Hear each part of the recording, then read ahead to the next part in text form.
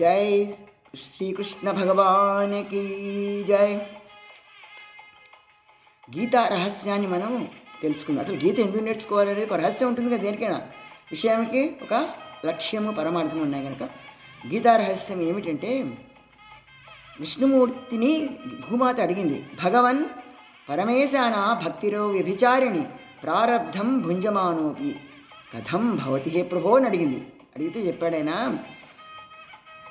సకల చరాచరం లోపల, సకల మానవ కోటి లోపల, ముక్కోటి దేవతల లోపల, ప్రతి చోట అన్ని జీవకోటి విషయాల లోపల నేను ఉన్నాను అని పరమాత్మ చెప్తున్నాడు.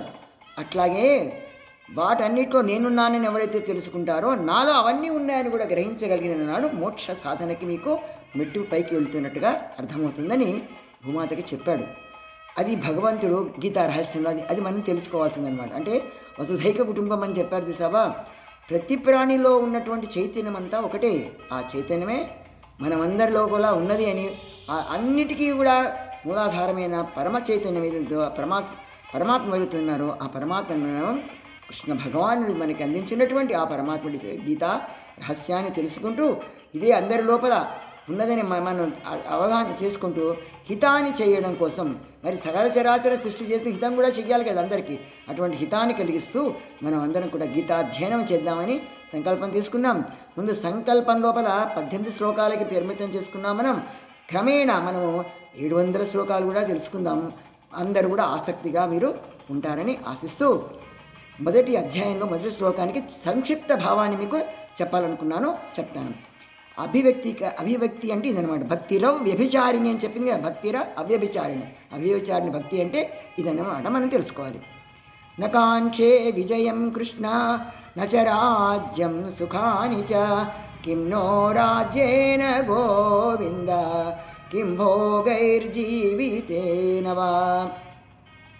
ఉద్విగ్న మనస్కుడై ఉన్నటువంటి పార్థుని చూసి ఏమన్నాడు, పార్థుని చాలా బాధపడుతున్నాడు. ఎందుకంటే స్వబాంధవులు ఉన్నారు, తాతలు, మామలు, అన్నలు, తమ్ములు, ఎంతమంది ఉన్నారు, బావలు అందరు ఉన్నారు. వీళ్ళందరినీ కూడా ససురాన్, నకులాన్, ససురాన్ అని చెప్పుకుంటారు. భీష్మద్రోణాన్ని అని చెప్పుకుంటూ వచ్చారు కదా, ఒకటో శ్లోకం అని చెప్తారు ఒకటో అధ్యాయంలో. ఇవన్నీ కూడా చూసి వీళ్ళందరినీ నేను చంపలేను మాధవ, అందుకని నకాంక్షే, నాకు వద్దు, నాకు విజయం వద్దు, నాకు ఈ కాంక్షే లేదు, నాకు రాజ్యమే వద్దు, నేను వెళ్ళిపోతాను అని చెప్పి చాలా విచలిత మనస్కుడై ఉంటాడు మన అర్జునుడు కూడా నరుడు కాబట్టి మనలాగే మనకు వచ్చిన భావాలన్నీ పాపమంత్రంలో వచ్చాయి.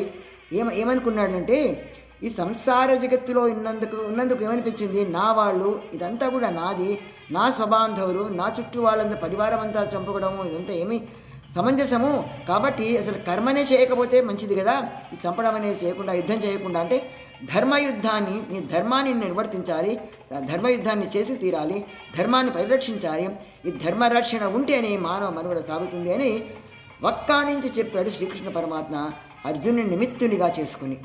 కాబట్టి ఆ నిమిత్త మాత్రం భవసవసాచినిగా ఉన్నటువంటి అర్జునుడు ఏమైనాడు, ఆ సమయం లోపల సుఖాసక్తుడైపోయి, అబ్బా పని చేయకపోతే పోతుంది లేవా, ఎందుకు వచ్చింది అని పక్కకి జరిగిపోదామని చెప్పాడనమాట. అటువంటి భావన మనకి రాకూడదు. మనం పుట్టాము ఒక పని చేయడానికి, మనం చేసే కర్మ మనం చేసి తీరాలి. కర్మణ్యేవాధికారస్తే మా ఫలేషు కదాచన. మనం ముందు చెప్పుకుంటాం, కర్మ చేయడం మన పని, మన ధర్మం ఏమి చేయాలో చెప్పాడు, వేదాలు మనకు చెప్పాయి.